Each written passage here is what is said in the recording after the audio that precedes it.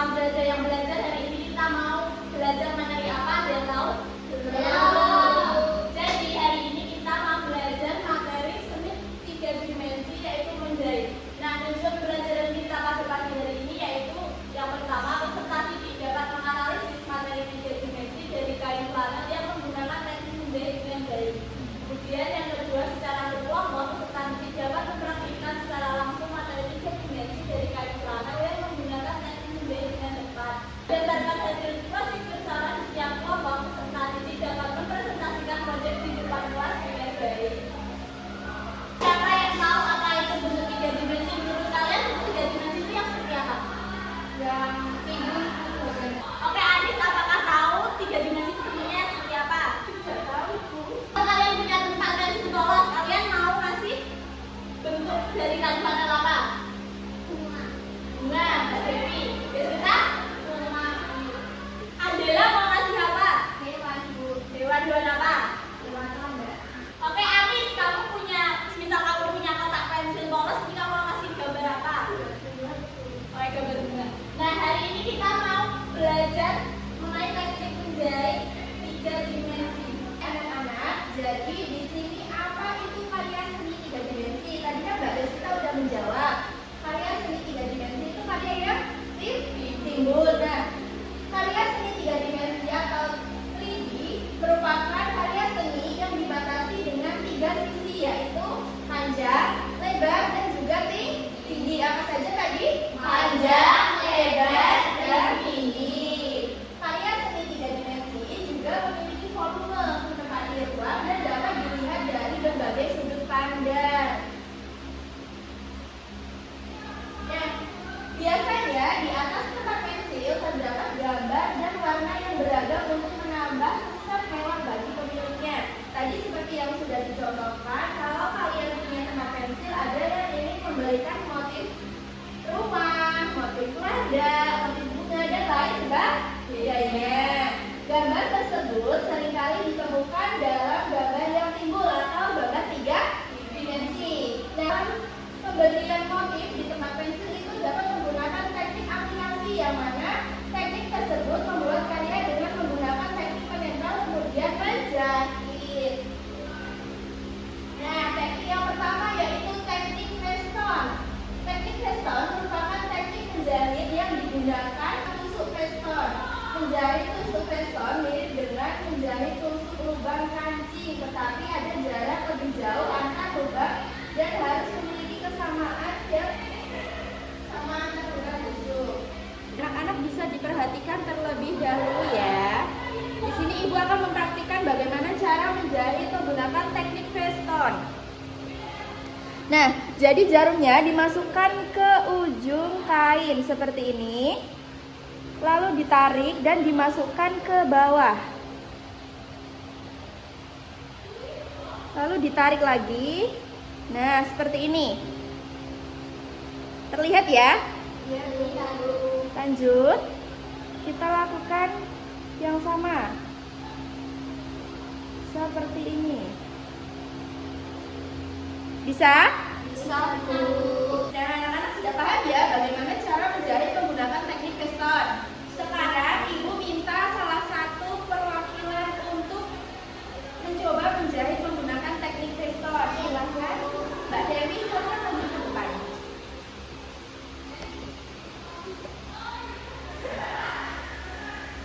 Jadi yang pertama itu dimasukkan ke sampingnya, lalu ditarik. Diperhatikan ya yang lain. Benang dan ditarik lagi. Seperti ini. Paham? Paham. Ya, silakan Mbak Devi, terima kasih. Anak-anak, untuk selanjutnya materinya yaitu karya seni dengan teknik aplikasi. Jadi, teknik aplikasi itu merupakan seni hias yang menggunakan teknik menempel dan menjahit. Nah, kita dapat membuat karya seni dengan teknik aplikasi menggunakan kain flanel. Nah, jadi kain flanel itu yang telah dicontohkan oleh Ibu tadi, seperti ini kainnya. Ini namanya kain apa? Kain flanel. Nah, jadi kain flanel itu dapat dibuat biasa menjadi beragam bentuk seperti bunga, lalu landas,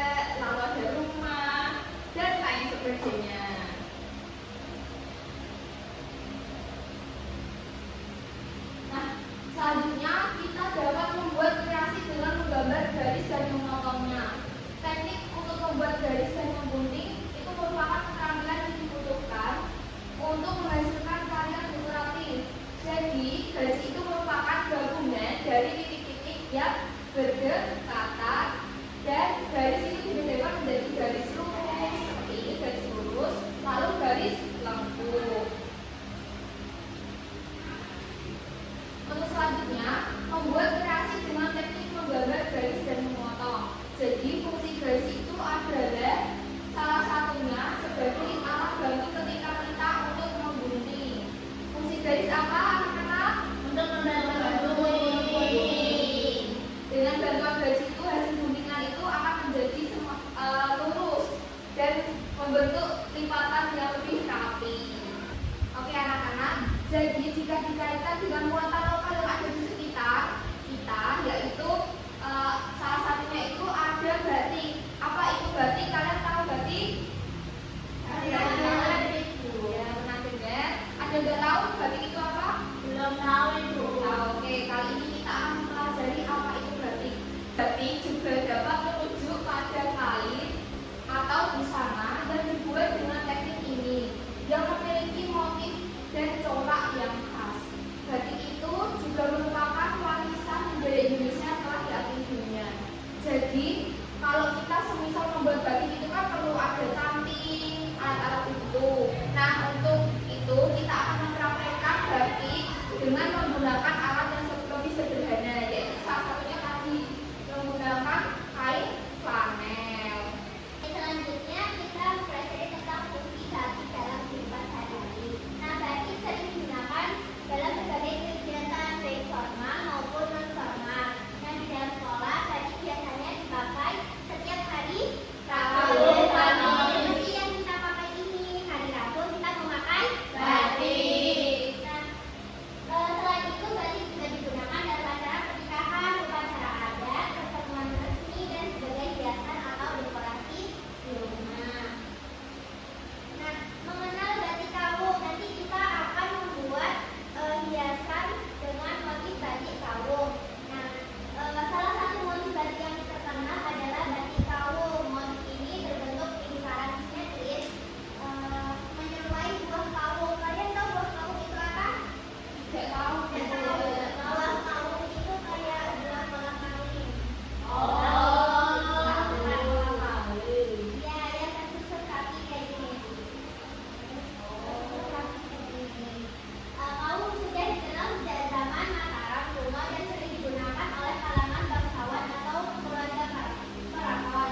Makna dari batik kawung sangat mendalam, bentuknya lingkaran, melambangkan kesucian.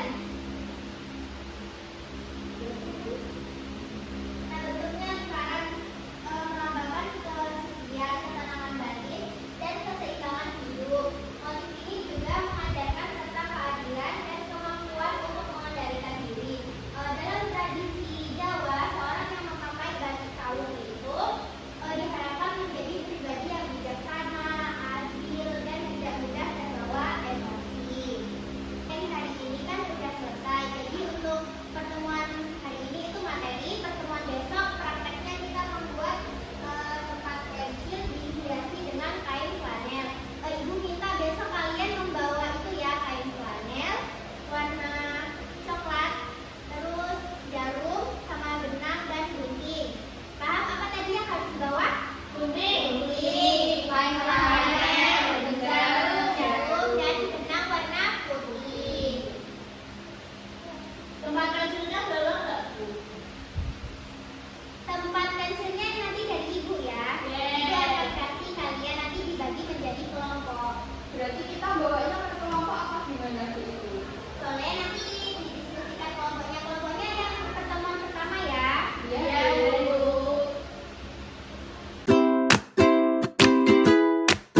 Oke baik anak-anak, pada pertemuan hari ini kita akan menghias tempat pensil menggunakan kain flanel. Nah, alat dan juga bahan yang kemarin ibu sampaikan, apakah hari ini telah dibawa? Sudah. Oke, baik. Ada apa saja kalian bawa? Oke, coba benangnya dikasih lihat. Benang kain flanel. Oke, baik. Sudah semua ya. Nah, selanjutnya di sini ibu akan bagi menjadi dua kelompok seperti kemarin, yaitu yang di sini kelompok 1 dan kelompok 2. Di sini ibu akan membagikan tempat pensil agar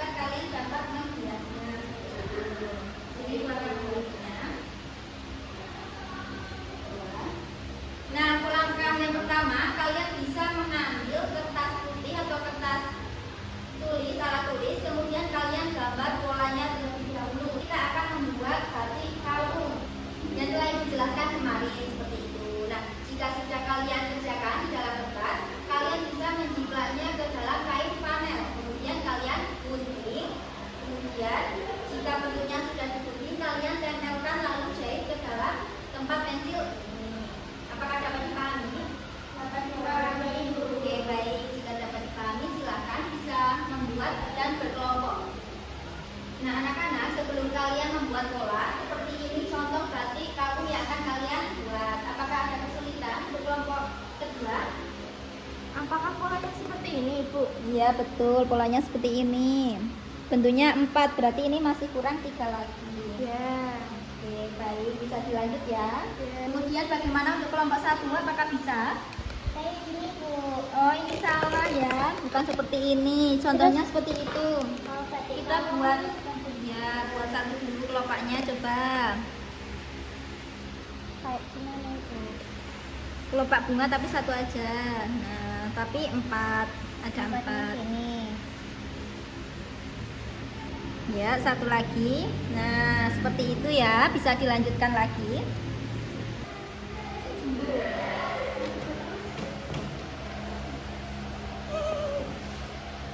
Sudah selesai membuat polanya? Sudah. Nah, ini di sini Ibu akan mencontohkan. Ini kan ada pola batik kawung, kemudian kalian jiplak ke dalam kain flanel.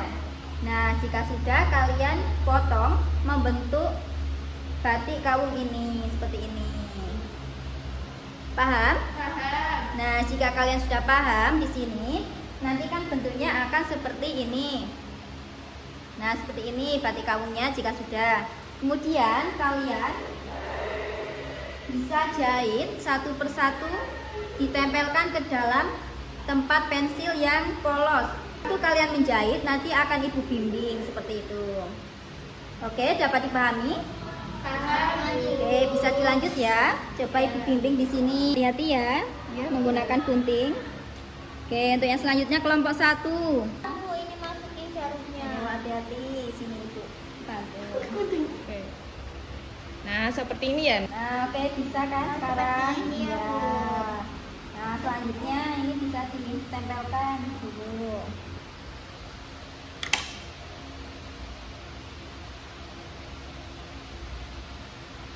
Cara nguncinya gimana, Bu? Mana Ibu bantu cara ngisinya? Kita tinggal ikat saja seperti biasanya. Ya, sudah. Sudah. Ya, sudah. Ini kan dipotong nggak, Bu? Tidak usah, nanti aja.